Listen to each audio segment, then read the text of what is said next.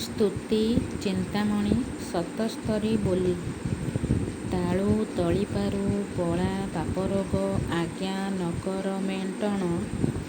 ଆଜ୍ଞା ନ ମାନି ବଳାତ୍କାରେ ରହିଲେ ଅଭିଶାପ ହେବ ଜାଣ। ନଖ ନାସିକାରୁ ପଳାଅ ପାତକ ସକଳ ସ୍ଥାନକୁ ଛାଡ଼ି। ତୋହରି ନିମନ୍ତେ ଇଝାର ଦେଇଛି ଶ୍ରୀଛା ମୋରେ ଅଛି ପଡ଼ି। ଗଣ୍ଠି ମୁଷ୍ଟିରୁ ପଳାଅ ମହାକାଳ ଶିର ସାଙ୍କୋଳିରୁ ଘୁଞ୍ଚି। ଗୁରୁ ସମ୍ମୁଖେ ତୋ ହକଥା ପଡ଼ିଛି ଦେଖ ତୁ ନପାରୁ ବଞ୍ଚି। ଚଉଷଠି ରୋଗ ଘରକୁ ପଳାଅ ଅଛି ତୋର ଯେବେ ଭାଗ୍ୟ। ନ ମାନିବୁ ଯେବେ ଦୁର୍ଦ୍ଦଶା ଦୁର୍ଦ୍ଦଣ୍ଡେ ନିଶ୍ଚୟ ଏ ସଜା ହେବ। ଅନ୍ତ ପିତରୁ ତୁ ବାହାରି ପଳାଅ ଅସ୍ଥି ମାଂସରେ ତୁ ନଥା। ଏତେ କାଳେ ଆସି ଗୁରୁଙ୍କ ସନ୍ନିଧେ ଫୁଟିଲାଣି ତୋର କଥା। ଅଙ୍ଗ ରୋମ ଚର୍ମ ରୁଛାଡ଼ି ପଳାଅ ନଗଲେ ଗୁରୁଙ୍କ ରାଣ। କିମ୍ପାଇଁ ଅମାନି ଆଏତେ ହେଉଛୁ ବ୍ରହ୍ମର ବଚନ ଘେନ।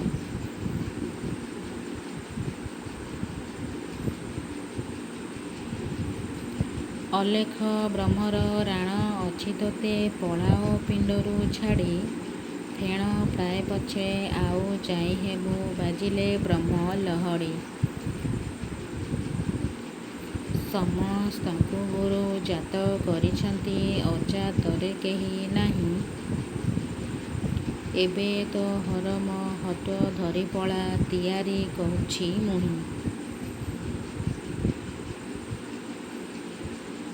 ପାପ ପୁଣ୍ୟ ଧର୍ମ ଅଧର୍ମ ସହିତେ ଜନମ ହୋଇଛି ସତ।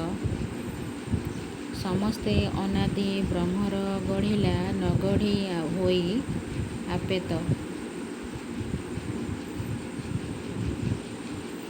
ଗୁରୁଙ୍କ ବ୍ରହ୍ମାଣ୍ଡ ଧରତୀ ଆକାଶ ନବ ଦ୍ୱୀପ ପୃଥ୍ୱୀ ଅଛି। ଯହିଁ ଇଚ୍ଛା ତୋର ସେ ପଥରେ ଯାଜା ଭାଳେନି ନକର କିଛି। ଶୁଦ୍ଧ ସୁବର୍ଣ୍ଣ ପରାୟ ହେଉ ଅଙ୍ଗ ଅରୁଣ କିରଣ କାନ୍ତି। ଚାରି ଯୁଗେ ଗୁରୁ ପାଦ ମିଳିଥାଉ ରହୁ ମୋ ସେବା ଭକତି। ଚନ୍ଦ୍ର ତରା ଶବ ରାଏ ହେଉ ଦେହ ସ୍ଫଟିକ ପଥର ଜିଣି। ଶୂନ୍ୟ ପୁରୁଷ ନିର୍ଦ୍ଦୟ ନ ହୋଇବ ସେବା ଭକ୍ତି ଥିବ ଘେନି।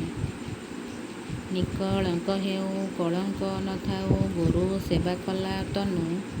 ପିଣ୍ଡ ପ୍ରାଣ ମୋର ସମର୍ପି ଦେଇଛି ଜ୍ଞାନ ବୁଦ୍ଧି ହେଲା ଦିନୁ। ଦର୍ପଣ ତରାସ ପ୍ରାୟ ହେଉ ଦେହ ବିଦୁ ଝଟକାନ୍ତି ପ୍ରାୟେ।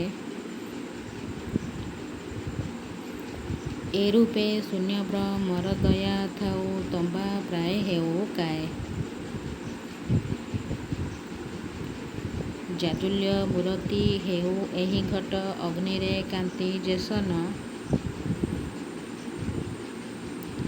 ବ୍ରହ୍ମକୁ ତେଜି ବ୍ରହ୍ମଧର୍ମ ବର୍ଦ୍ଧୁତ ହେଉ ବ୍ରହ୍ମ ତେଜ ମାନ। ସକଳ ସ୍ଥାନରେ ମଳିନ ଅବସ୍ଥା ଲୋଡ଼ିଲେ ନ ମିଳୁ କାହିଁ। ସର୍ବାଙ୍ଗ ଶରୀର ପରିମଳ ହେଉ ଦିଶୁ ବ୍ରହ୍ମଭୂତ ମୟୀ। ଲବଣୀ ପ୍ରାୟଚୀ କଣ ହେ ଉଦେହ ନଥାଉ ଯେ ଅବିଗୁଣ। ଅରୂପ ବ୍ରହ୍ମର ଦୟା ଥାଉ ମୋତେ ମିଳୁଥାଉ ଦରଶନ। ସତ ଶତବାର ଶତ ସହସ୍ରଥର ଜଣାଣ କରୁଛି ମୁହିଁ। ତତ୍ତ୍ୱ ମନରେ ମୁଁ ଗୁରୁଙ୍କୁ କହୁଛି କଦାଚ ଅସତ୍ୟ ନାହିଁ। ସାଧୁ ସୁଜ୍ଞାନର ଗୁରୁ ସେବା କର ବ୍ରହ୍ମରେ ହୁଅ ଭଗତି। ଅଶେଷ ଜନ୍ମର କଳୁଷ ନାଶିବେ ଅବଶ୍ୟ ଦେବେ ମୁକତି। ଅନେକ ଭାବେ ମୁଁ ଅନୁସରିଅଛି ବିଶ୍ୱାସ କରିବେ ବୋଲି କହେ ଭୀମ ଭୋଇ ଆସ୍ଥାନ ତଳରେ ନିତ୍ୟ ମରୁଅଛି ଭାଳି।